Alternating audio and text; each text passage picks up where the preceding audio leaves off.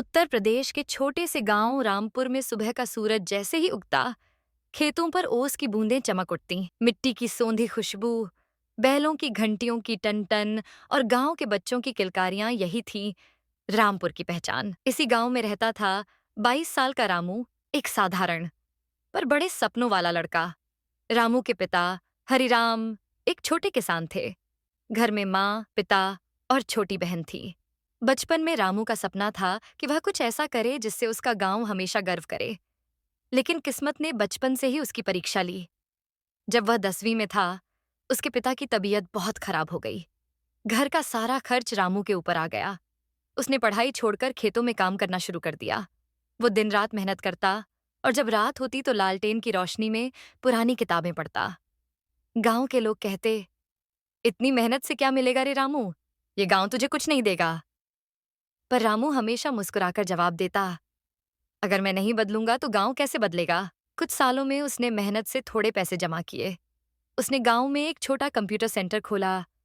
गांव के बच्चे कंप्यूटर देखकर चौंक जाते थे।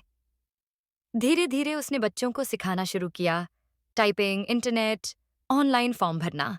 रामू की मेहनत रंग लाई। अब जो बच्चे कभी शहर जाकर पढ़ने का सपना नहीं देख पाते थे, वे ऑनलाइन पढ़ाई करने लगे। गांव के नौजवान सरकारी नौकरी की तैयारी करने लगे। रामू ने न सिर्फ खुद का जीवन बदला, बल्कि पूरा गांव बदल दिया। एक दिन जिला अधिकारी निरीक्षण के लिए आए।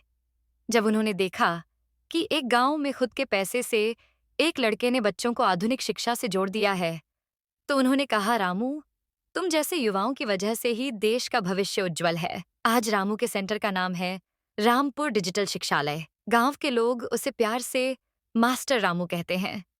वह अब सिर्फ एक किसान का बेटा नहीं, बल्कि पूरे गांव का गौरव है। शाम को जब सूरज खेतों के पीछे ढलता है, तो रामू अपनी पुरानी चारपाई पर बैठकर आसमान की तरफ देखता है और सोचता है, मैंने तो बस कोशिश की थी, बाकी सब तो इस मिट्टी का आशीर्वाद है।